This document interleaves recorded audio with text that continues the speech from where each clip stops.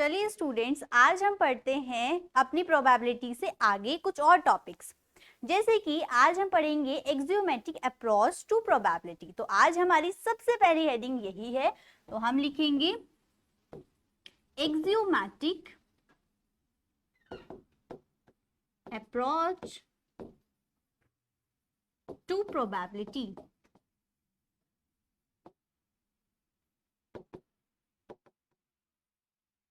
और आप इसको हिंदी में क्या कहेंगे? आप इसे कहेंगे प्रायिकता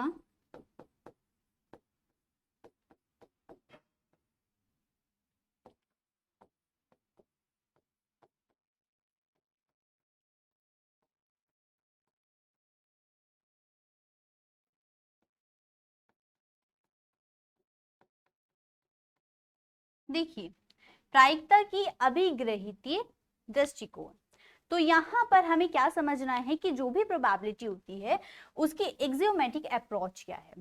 लेट अस सपोज कि हमारे पास एक सैंपल स्पेस है जिसके अंदर जो सैंपल पॉइंट्स हैं वो क्या है, ओमेगा 1, ओमेगा 2, ओमेगा 3 और अप टू n टर्म्स तक। Omega n, what is the n term? Omega n।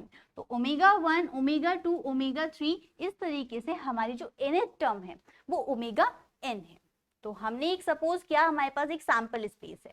अब ये जो सैंपल स्पेस है, हम कहेंगे कि जो कुछ रूल्स हैं जो इसे सेटिस्फाई करने चाहिए। जैसे कि पहला, कि जो प्रोबेबिलिटी होगी ओमेगा आई की वो ग्रेटर देन इक्वल्स टू 0 होगी। इट मींस यहां पर हम कहेंगे कि हमारे पास जो ओमेगा आई है, ओमेगा आई का मतलब है कि जो ओमेगा 1, ओमेगा 2, ओमेगा 3, इस तरीके से n टर्म्स थी, तो हमने इसे एक शॉर्ट फॉर्म में लिखा ओमेगा आई, जहां पर आई क्या होगा, आई की वैल्यू होंगी 1, 2, 3, 4, 5, 6 n तक। क्लियर?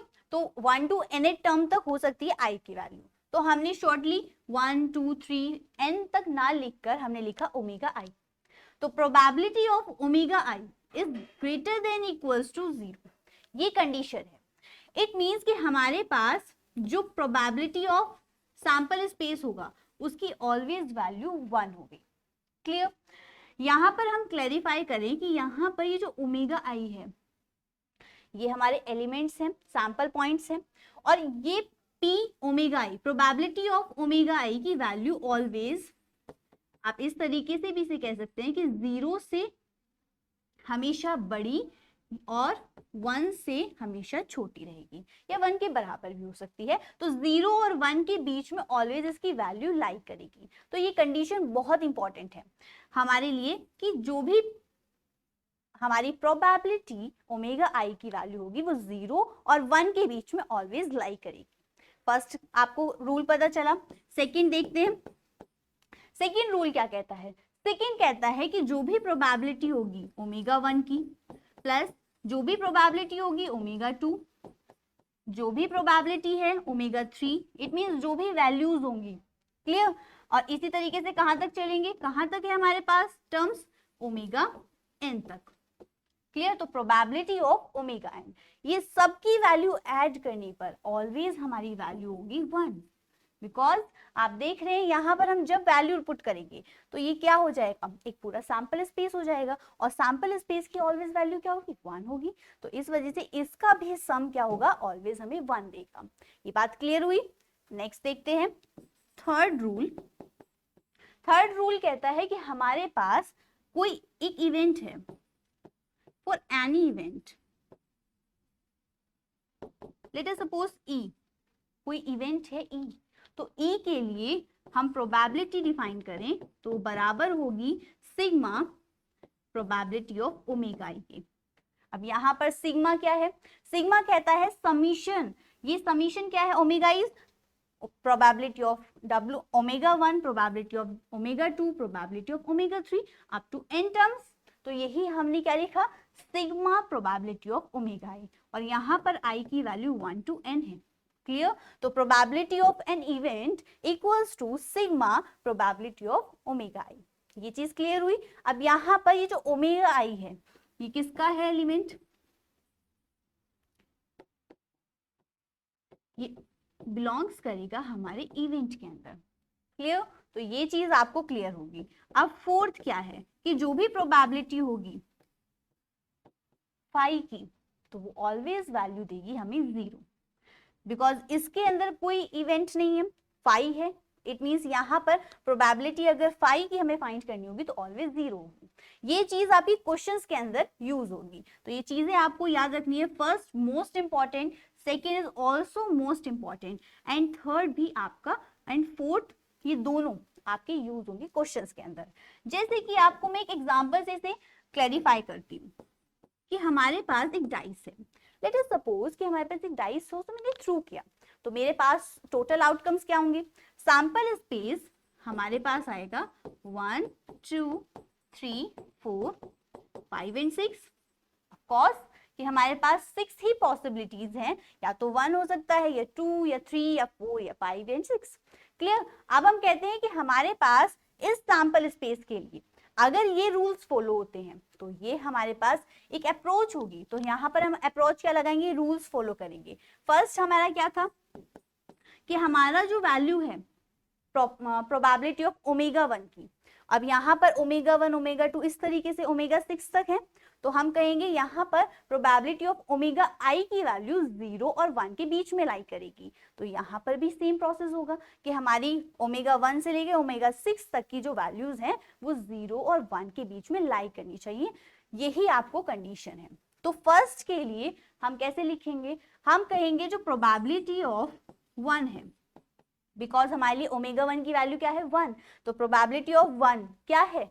यहाँ पर हम कहेंगे कि प्रोबेबिलिटी ऑफ 1 के लिए इट मीन्स 1 का मतलब क्या है कि जब भी हम थ्रो करें डाइस को तो 1 ही आए। तो अगर 1 ही आएगा तो 1 होगा, लेकिन टोटल कितने थे? टोटल आउटकम्स कितने थे? 6। तो यहाँ पर हम इस तरीके से शो करेंगे, मतलब कि number of events upon number of sample space. ये तो आप सब जानते हैं प्रोबेबिलिटी कैसे निकालते हैं। Probability of an event equals to number of event upon number of sample space. तो वही मैंने प्रोसेस अपनाया है यहाँ पर कि नंबर ऑफ इवेंट्स कितने हैं मेरे पास? 1, कि हमने थ्रो किया और 1 ही आ गया, और यहाँ पर नंबर ऑफ सैंपल स्पेस कितने थे? लेकिन 6, तो हमने 1/6 लिखा। सिमिलरली आपके पास प्रोबेबिलिटी ऑफ 2 इज 1/6, बिकॉज आपने थ्रो किया और 2 आ गया। देन 2 हमारे पास एक नंबर ऑफ इवेंट है, तो 2 अगर आया है तो नंबर ऑफ इवेंट इज 1, और टोटल कितने थे? 6, तो 1/6 प्रोबेबिलिटी ऑफ 2 के बराबर होगा। तो आप यहाँ पर प्रोबेबिलिटी ऑफ 3 भी फाइंड कर सकते हैं, 4 भी, 5 भी, एंड 6। हमने 1 बाय 1 प्रोबेबिलिटीज फाइंड की। अब क्या करना है कि अगर हमारे पास ये जो वैल्यूज हैं ये 0 to 1 लाई करती हैं, अब आप देख रहे हैं कि 1/6 की वैल्यू क्या 1 से बड़ी आएगी? नहीं आएगी, तो ये 0 to 1 लाई करती है। क्लियर? तो ना ही 0 के बराबर है और ना ही हमारी 1 के बराबर है या 1 से बड़ी है, तो हमारी फर्स्ट कंडीशन हो गई। सेकंड हमारा कहता है कि हमारे पास जो भी प्रोबेबिलिटीज हैं उनको अगर ऐड करें तो हमारा ऑलवेज 1 आना चाहिए। तो हम कहेंगे कि हमारे पास probability of 1, probability of 2, probability of 3, probability of 4, probability of 5 and last probability of 6 equals to, आप क्या करेंगे? इन सब की वैल्यूज पुट करेंगे। तो यहाँ पर नेक्स्ट लाइन में इसकी वैल्यूज पुट कर लेते हैं। 1/6 प्लस 1/6, इसी तरीके से आपको 6 तक लिखना है। 1 2 3 4 5 6, एंड देन आप क्या करेंगे? इन सबको ऐड करेंगे। अब यहाँ पर एलसीएम सेम है, एलसीएम सेम है 6 ही, और सारे 1 को प्लस करेंगे 6, इट मींस यहाँ से वैल्यू आ गई 1। तो यही तो हमें वैल्यू चाहिए थी। हमने कहा था कि हमारे पास जो भी omega 1 omega 2 up to n terms तक आएंगी प्रोबेबिलिटीज, उनकी वैल्यू ऑलवेज 1 होनी चाहिए। तो हमारे पास भी 1 वैल्यू आ गई। क्लियर?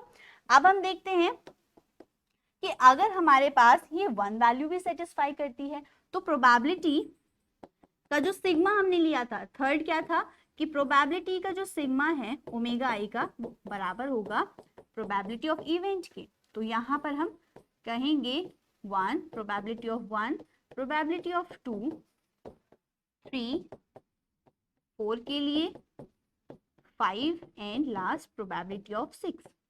इन सब के लिए सिग्मा क्या कहता है? समीशन। इट मींस सम होना चाहिए, सब जितनी भी ओमेगा की वैल्यूज हैं, तो हमारी वैल्यूज तो ये सारी हैं, तो इनका समीशन क्या वैल्यू दे रहा है हमें? 1 दे रहा है वैल्यू। इट मींस यहाँ पर हमारी वैल्यू 1 है, और अगर यहाँ पर वैल्यू 1 है तो हमने सेटिस्फाई कर दी अपनी सारी कंडीशंस। क्लियर? तो हमें किस तरीके से क्वेश्चन मिलेंगे आपको ये पता चल गया, इनको सॉल्व कैसे करना है ये भी आपको क्लियर हो गया। अब हम चलते हैं कि हमारे पास कुछ इंपॉर्टेंट पॉइंट्स हैं, तो इसके लिए हेडिंग बनाएंगे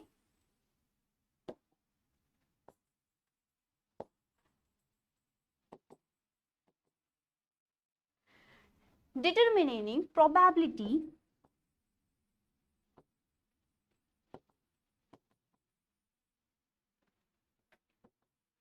अब यहां पर हम क्या यूज कर रहे हैं? हमारे पास यूज है एक्सियोमेटिक अप्रोच का, तो हम यूजिंग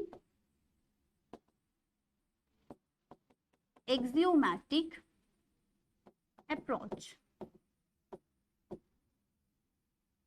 देखिए यहां पर हम प्रोबेबिलिटी को फाइंड करेंगे बाय द एक्सियोमेटिक अप्रोच। अब इसका यूज करते हैं कि कैसे यूज होती है, कि अगर हमें फाइंड करना है probability of A union B, अगर मुझे फाइंड करना है probability of A intersection B, या मुझे फाइंड करना है प्रोबेबिलिटी ऑफ ए डैश, जिसे हम क्या कह सकते हैं? हम कह सकते हैं probability of not A, because A dash हमें क्या बताता है? ए डैश हमने कॉम्प्लीमेंट्री इवेंट में पढ़ा था, तो वो हमारे लिए ए को माइनस करके जो एलिमेंट्स बचते हैं वही ए डैश के अंदर आते हैं। तो probability of A union B की सबसे पहले बात करते हैं कि आखिर इसे फाइंड कैसे करेंगे। तो आप यहाँ पर क्या कहेंगे? एक फॉर्मूला याद रखेंगे कि probability of A plus probability of B minus के probability of A intersection B. अब इसको हमने कैसे लिखा है? यहाँ पर हम कह रहे हैं कि ए यूनियन बी मुझे फाइंड करना है। अगर मुझे यूनियन फाइंड करना है तो अगर मैं आपको वेन डायग्राम दिखाऊं तो किस तरीके से बनता है? यहाँ पर हम कहेंगे ये प्रोबेबिलिटी ऑफ ए है, ये प्रोबेबिलिटी ऑफ बी है, और यहाँ पर जो इंटरसेक्शन है ये भी तो रिपीट हो रहा है। यहाँ पर ये जो इंटरसेक्शन है ये वाला पॉइंट, इसको हम क्या कर देंगे? माइनस कर देंगे, बिकॉज ये 2 बार आ रहा है, एक बार ए के साथ आ रहा है, एक बार बी के साथ आ रहा है, तो इसकी हमने प्रोबेबिलिटी एक बार माइनस कर दी, जिसकी वजह से अब हमारे पास ए यूनियन बी की प्रोबेबिलिटी आएगी। इट मींस ये 2 बार काउंट ना होगा, सिर्फ एक बार काउंट होगा। क्लियर? तो हमने यहाँ पर probability of A plus probability of B minus probability of A intersection B. Second is, बात करते हैं probability of A intersection B की। अब इसको कैसे फाइंड करेंगे? तो इसके लिए हम कहेंगे probability of A intersection probability of B. Clear? तो यहाँ पर इंटरसेक्शन फाइंड करने के लिए आप ये भी प्रोसेस लगा सकते हैं, जैसे अभी हमने कहा था कि हमारे पास कोई भी प्रोबेबिलिटी आ जाए तो हम क्या करते हैं कि probability of event equals to number of events upon number of samples. तो यहाँ पर भी हम इसको यूज कर सकते हैं, बट जो आपको याद रखना है वो ये वाला फॉर्मूला है, probability of A intersection probability of B. अब हम देखते हैं लास्ट कि अगर हमारे पास प्रोबेबिलिटी ऑफ ए डैश आए या probability of not A, it means A नहीं है, इसका मतलब क्या है? ए नहीं। तो हम इसको कैसे फाइंड करेंगे? ये मोस्ट इंपॉर्टेंट है कि 1 माइनस प्रोबेबिलिटी ऑफ ए करने पर हमें मिलता है probability of A dash. Clear? अब हमने क्या करा कि जो भी हमारे पास प्रोबेबिलिटी ऑफ ए था उसे माइनस कर दिया प्रोबेबिलिटी ऑफ एस से। एस की वैल्यू क्या होती है? 1। तो टोटल प्रोबेबिलिटी में से अगर प्रोबेबिलिटी ऑफ ए को माइनस कर दे तो प्रोबेबिलिटी ऑफ ए डैश आएगा। अभी हमने डिस्कस किया था कि 1 की वैल्यू क्या होती है? Probability of S, sample space, तो वही मैंने यहाँ पे डायरेक्ट वैल्यू रखी है कि 1 minus probability of A. Clear? अब आपने कॉन्सेप्ट समझ लिए हैं एंड देन अब क्वेश्चंस करते हैं। सबसे पहले क्वेश्चन आपका एक्सियोमेटिक अप्रोच से रिलेटेड है, जिसमें कहा गया है कि आपके पास एक प्रतिदर्श समष्टि है। अभी प्रतिदर्श समष्टि आपको याद होगा कि सैंपल स्पेस को बोलते हैं। प्रतिदर्श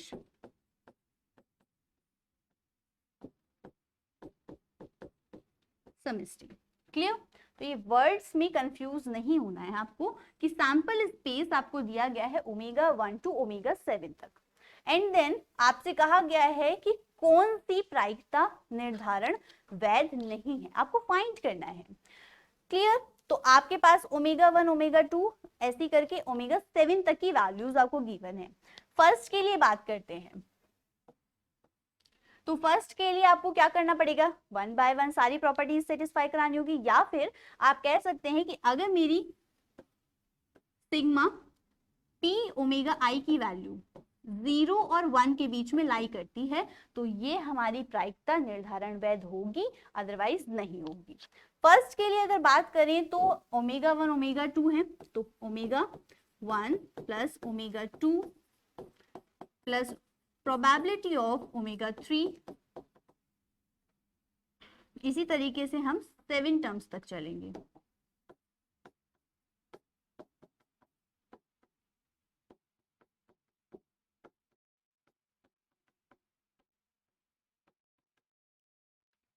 अब यहां पर वैल्यूज पुट करनी है।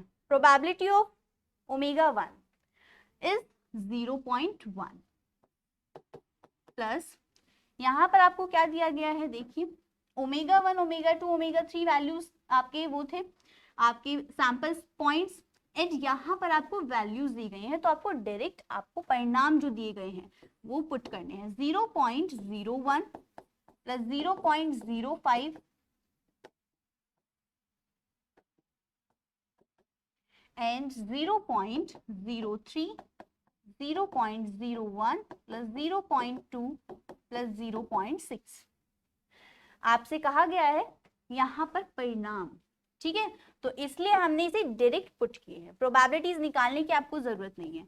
अब आप इनका सम कीजिए, 1 बाय 1 सारी टर्म्स को ऐड करने पर आपकी वैल्यू 1 के इक्वल आएगी। तो ये जो 1 के इक्वल है इट मीन 0 और 1 के अंदर लाई करती है, ना 1 से बड़ी है। हमारे पास जो भी 1 से बड़ी वैल्यूज होंगी उनके लिए हम यहाँ पर प्रायिकता को निर्धारण वैध नहीं कहेंगे। अदरवाइज अगर 1 के इक्वल है तो हम यहाँ पर कह सकते हैं कि ये प्रायिकता निर्धारण वैध है।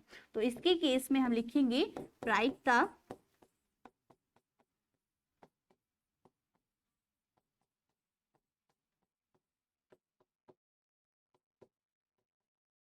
क्लियर। एंड सेकेंड केस के लिए देखते हैं। सेकेंड केस में भी आपको क्या करना है, summation probability of omega i. तो आपके जो रिजल्ट्स हैं ये हैं, तो 1 बाय 1 सिमिलरली यहाँ पर लिख सकते हैं sigma probability of omega i. I की वैल्यू कहाँ से है, 1 to 7 तक है। बिकॉज आई की वैल्यू 1 to 7 कैसे है, बिकॉज आपको 1 2 3 4 5 6 7 प्रोबेबिलिटीज दी गई हैं, तो हम यहाँ पर 1 to 7 लिखेंगे और यहाँ पर हम डायरेक्ट अपनी वैल्यूज लिखेंगे 1 + 7, 1 + 7, थर्ड की 1 + 7। आपकी ऑलमोस्ट सारी वैल्यूज 1 + 7 है, तो आप यहाँ पर पुट करेंगे 1 2 3 4 5 6 7, एंड यहाँ पर अगर एलसीएम लें तो 7 आता है, ऊपर आप प्लस करेंगे 1 की टर्म्स को 7, यहाँ पर वैल्यू क्या आ गई 1, मतलब रिपीट है। यहाँ पर भी अगर हमारी प्रायिकता वैध थी तो यहाँ पर भी है, यहाँ पर भी हम लिखेंगे प्रायिकता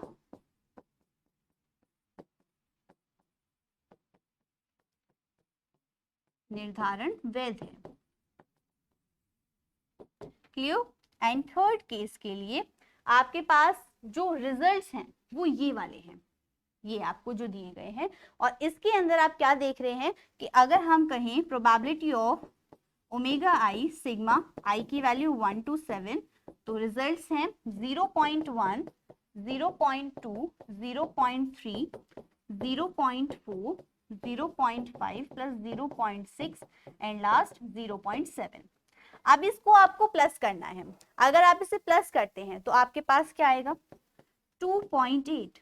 तो क्या ये वैल्यू 1 से बराबर है या 1 से छोटी है, नहीं है, तो इसी वजह से हम कहेंगे doesn't equal 1, and in this case प्रायिकता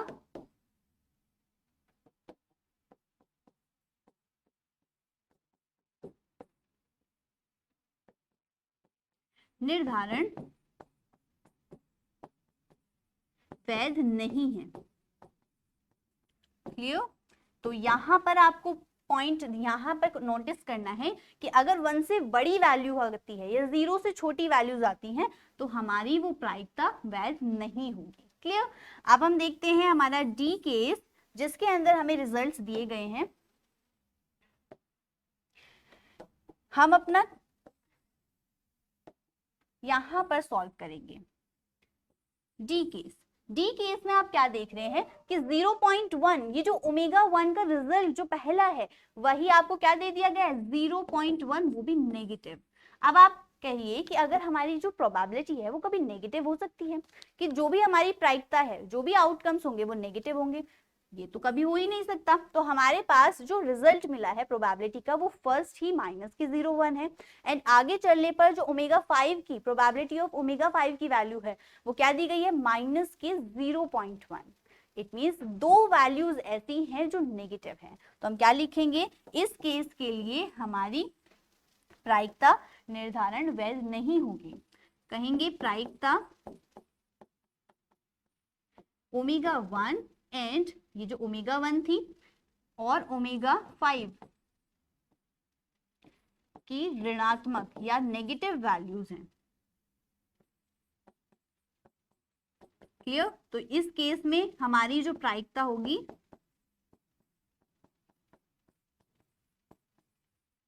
निर्धारण वैध नहीं है। क्लियर? एंड आपका ई केस क्या है लास्ट। आप कहते हैं कि यहाँ पर हमारा जो रिजल्ट है वो 1/14 है, कोई बात नहीं। अब हम आगे चलते हैं तो हमें एक टर्म दिख रही है 15/14। क्लियर? 15/14।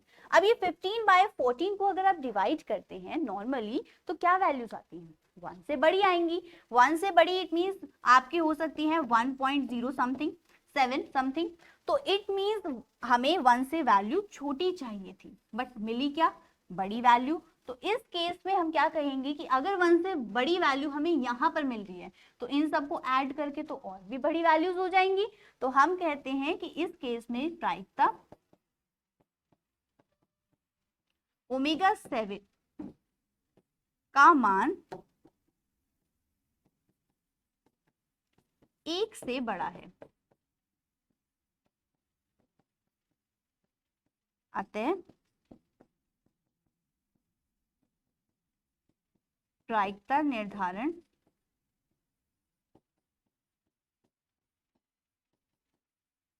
वैध नहीं है। और यही आपका फाइनल आंसर है। तो हमने यहाँ पर देखा कि अगर हमारी वैल्यू 1 के बराबर हो तो हमारा प्रायिकता निर्धारण वैध होगा, अदरवाइज नहीं होगा। क्लियर? तो ये क्वेश्चन आपको क्लियर होगा। नेक्स्ट क्वेश्चन देखते हैं कि अगर एक शब्द दिया गया है, आपके पास है INATION।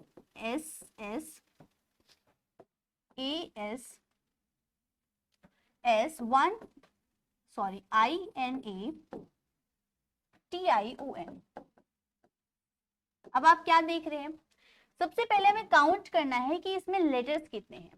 तो 1 2 3 4 5 6 7 8 9 10 11 12 13। तो यहाँ पर हम कहेंगे जो नंबर ऑफ इवेंट्स हैं वो 13 है आपके पास।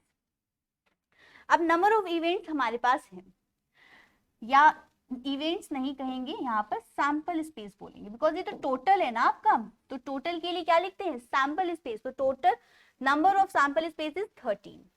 अगर यहाँ पर ये 13 है तो आगे का क्वेश्चन क्या कहा है कि एक अक्षर आपको चुनना है कोई भी अपनी मर्जी से और प्रायिकता ज्ञात करनी है। चुना गया अक्षर फर्स्ट कंडीशन है कि वॉवेल हो या फिर कॉन्सोनेंट हो, व्यंजक हो या स्वर हो। तो पहले हम सबसे पहले एक अक्षर को चुनते हैं। आप यहाँ पर क्या करेंगे, हमने ये जो 13 लेटर्स हैं इनमें से एक अक्षर चुनना है। तो आपको याद होगा कि जब हमें कंडीशन दी जाती है या चॉइस दी जाती है, जब भी हमें कंडीशन या चॉइस दी जाती है तो क्या करते हैं हम अपनी परमुटेशन और कॉम्बिनेशन में से किसकी चॉइस करते हैं, कॉम्बिनेशन की। तो कॉम्बिनेशन हमारा चॉइस के लिए यूज होता है। तो हम कह सकते हैं NCR, हमने पढ़ा हुआ था N यहाँ पर क्या है 13, सी, आर की वैल्यू क्या है, मुझे कितने में चॉइस करनी है, एक में, तो हमें एक लेटर में चॉइस करनी है, तो 13 में से 1 चॉइस करना है। तो हमें सबसे पहले ये फाइंड करना है। कैसे करते हैं, इसकी वैल्यू क्या होती है, factorial n upon factorial r factorial n minus r. ये दोबारा से रिकैप कर लेते हैं, कोई बात नहीं। यहाँ पर अगर आपको याद नहीं है तो factorial 13 upon factorial 1 upon factorial 13 minus 1, it means 13 factorial upon 1 12, और इसको सॉल्व करके क्या वैल्यू आएगी आपकी 13। अब ये तो आप सॉल्व कर ही सकते हैं, यहाँ पर क्या करेंगे आप 13 इंटू, आप क्या कर सकते हैं 13 फैक्टोरियल 12, और फैक्टोरियल 12 से 12 का कट हो जाएगा तो आपके वैल्यू बचेगी 13। क्लियर, तो ये सिंपल सा आप इसे सॉल्व कर सकते हैं। तो 13C1 की वैल्यू आपके पास आ गई 13। अब हमें क्या करना है, हमें वॉवेल्स और कॉन्सोनेंट्स को अलग करना है। तो ये जो हमारे पास वर्ड है इसमें वॉवेल्स कितने हैं, आप देख रहे हैं वॉवेल्स हैं हमारे पास 6 एंड कॉन्सोनेंट्स कितने हैं 7, बिकॉज 13 माइनस 6 कर दीजिए 7, तो आपके पास वॉवेल्स हैं कॉन्सोनेंट हैं। अब यहाँ पर क्वेश्चन पहले के लिए क्या कहा गया है कि चुना गया अक्षर वॉवेल है। अब यहाँ पर कॉन्सेंट्रेट करना है कि आपको जो फर्स्ट कंडीशन दी गई है उसमें कहा गया है कि जो भी हमने अक्षर चुना है वो एक स्वर है, और अगर स्वर है तो हमारे पास टोटल वॉवेल्स कितने हैं 6, और 6 वॉवेल्स हैं तो हमें एक चूज करना है उसमें से, बिकॉज अब तो हमारे पास 13 नहीं है, 6 वॉवेल्स में से एक लेटर हमें चूज करना है। तो सेम प्रोसेस यहाँ पर आप factorial 6 upon factorial 1 factorial 5, it means यहाँ पर वैल्यू 6 आएगी। क्लियर, अब ये क्या निकला है, ये आपका निकला है नंबर ऑफ इवेंट।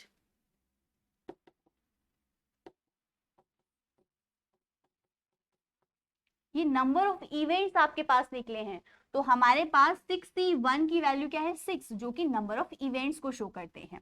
अब अगर प्रोबेबिलिटी फाइंड करनी है, बिकॉज हमसे पूछी क्या गई है प्रोबेबिलिटी ऑफ इवेंट, तो हम कहेंगे number of events upon number of sample space. तो number of events is 6 and number of sample space is 13, तो यहाँ पर 6/13 आपकी प्रोबेबिलिटी होती है इस इवेंट की। क्लियर, तो इवेंट कि आपकी प्रोबेबिलिटी कैसे निकली 6/13 के थ्रू। सेकेंड केस कि अब अगर कहा जाए कि जो चुना गया अक्षर है वो कॉन्सोनेंट है और कॉन्सोनेंट की आपको प्रायिकता बतानी है, तो बेसिकली आपको प्रोबेबिलिटी ऑफ E2 फाइंड करनी है। मान लेते हैं E1 था और ये E2, तो प्रोबेबिलिटी ऑफ E2 के लिए जो आपके पास कॉन्सोनेंट्स हैं व्यंजक हैं वो कितने 7, तो 7 में से कोई एक चूज करेंगे। यहाँ पर भी same process 7C1, it means 7 value, और ये आपके नंबर ऑफ इवेंट्स हैं। क्लियर, तो हम प्रोबेबिलिटी ऑफ E2 क्या कहेंगे number of events upon number of sample spaces, 7 upon आपकी वैल्यू इज 13। क्लियर, तो हमारे पास दो आंसर हैं वॉवेल्स के लिए भी और कॉन्सोनेंट के लिए। Vowels is 6/13 probability and probability of E2 या कॉन्सोनेंट इज 7/13। आपका मेन प्रोसेस क्या था कि जो भी आपको वर्ड गिवन होगा उसमें सबसे पहले आप ये देखिए कि अगर कितने नंबर्स आपको चॉइस करनी है, कितने नंबर्स की चॉइस है। अगर जो भी आपको चॉइस दी गई है वो R की जगह रखी जाएगी और जो टोटल नंबर्स हैं वो N की जगह रखे जाएंगे। फिर आपको देखना है कि अगर हमें कंडीशन वॉवेल्स एंड कॉन्सोनेंट्स के बेसिस पे दी गई है तो वॉवेल्स और कॉन्सोनेंट्स दोनों को अलग कीजिए एंड देन जो भी हमारा रिजल्ट होगा वॉवेल्स एंड कॉन्सोनेंट्स का, उससे हम नंबर ऑफ इवेंट्स फाइंड करेंगे एंड देन हमारा जो फॉर्मूला है उसमें पुट कीजिए दोनों वैल्यूज एंड आपका आंसर आ जाएगा। चलिए नेक्स्ट क्वेश्चन देखते हैं कि हमारे पास और किस तरीके से क्वेश्चन आ सकते हैं। जैसे पहला क्वेश्चन है कि किसी घटना A की प्रायिकता 2/11 है। अब आपको प्रोबेबिलिटी दी गई है A की, वो है 2/11 एंड सेकेंड आपसे क्या पूछा गया है कि घटना A नहीं की प्रायिकता बताइए। अब सिंपली आपसे पूछी गई है प्रोबेबिलिटी ऑफ A'। अभी हमने पढ़ा था एक्सियोमेटिक अप्रोच के थ्रू कि प्रोबेबिलिटी ऑफ A' कैसे फाइंड होती है, 1 माइनस प्रोबेबिलिटी ऑफ A के थ्रू। ये तो आपको याद है कि probability of A dash equals to 1 minus probability of A. तो यहाँ पर हमारे पास क्या है, प्रोबेबिलिटी ऑफ ए इज 2/11, तो probability of A dash equals to 1 minus probability of A and 1 minus 2/11 is 9/11 and this is your answer simply clear। तो यहाँ पर कुछ नहीं करना है आपको। अगर आपको ये चीज आती है कि प्रोबेबिलिटी ऑफ ए डैश कैसे फाइंड होगा, तो इस केस में आप कोई भी हार्ड से हार्ड क्वेश्चन इजीली सॉल्व कर सकते हैं। नेक्स्ट क्वेश्चन देखते हैं कि हमारे पास अब दो प्रोबेबिलिटीज हैं। Probability of A is 1/3/5 and probability of B is 1/5 and यदि A और B परस्पर अपवर्ती घटनाएं हैं। अब यहाँ पर आपको ध्यान देना है बातों पर कि क्या दिया गया है कि A और B परस्पर अपवर्ती घटनाएं हैं और आपको फाइंड करना है P A या B। अब यहाँ पर आपको यही फाइंड करना है कि A या B का मतलब क्या है। सबसे पहले तो अगर आपको ये पता है तो ही आप आगे क्वेश्चन कर सकते हैं। तो इसका मतलब क्या है कि आपको P A union B find करना है, बिकॉज ये आपका और का काम करता है और में हम A के एलिमेंट्स, B के एलिमेंट्स और साथ में कॉमन एलिमेंट्स भी लेते हैं। तो A यूनियन B फाइंड करना है और A union B, probability of A union B का फॉर्मूला कैसे पढ़ा है हमने, एक्सियोमेटिक अप्रोच के through, probability of A plus probability of B minus के probability of A intersection B। अब यहाँ पर मेन पॉइंट क्या है कि ये जो वर्ड दिया गया है परस्पर अपवर्ती घटनाएं, ये कब यूज करते हैं, ये हम यूज करते हैं जब हमारे पास A इंटरसेक्शन B की वैल्यू 0 होती है। और आपने वेन डायग्राम क्या पढ़ा था इसके लिए कि दोनों A और B, ये जो दो इवेंट्स हैं, ये आपस में एक दूसरे को एक्सक्लूड करते हैं और अगर हम एक्सक्लूड करवा रहे हैं तो हमारा जो इंटरसेक्शन वैल्यू होगी वो 0 होगी।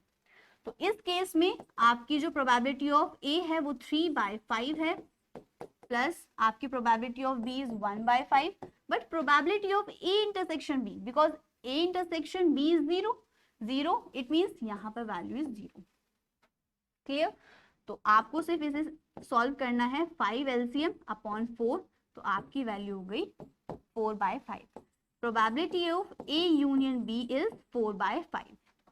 क्लियर। तो यहाँ तक क्वेश्चंस कैसे करने हैं, अगर दो प्रोबेबिलिटी दी गई है तो क्या क्वेश्चन में आपको करना है, आपको सबसे पहले देखना है कि पूछा क्या गया है। जैसे आपसे पूछा था A या B, तो सबसे पहले इसका आपको मतलब पता होना चाहिए कि A या B के लिए हम यूज करते हैं probability of A union B, and then आप फाइंड कर सकते हैं जो आपने फॉर्मूला याद किया हुआ है।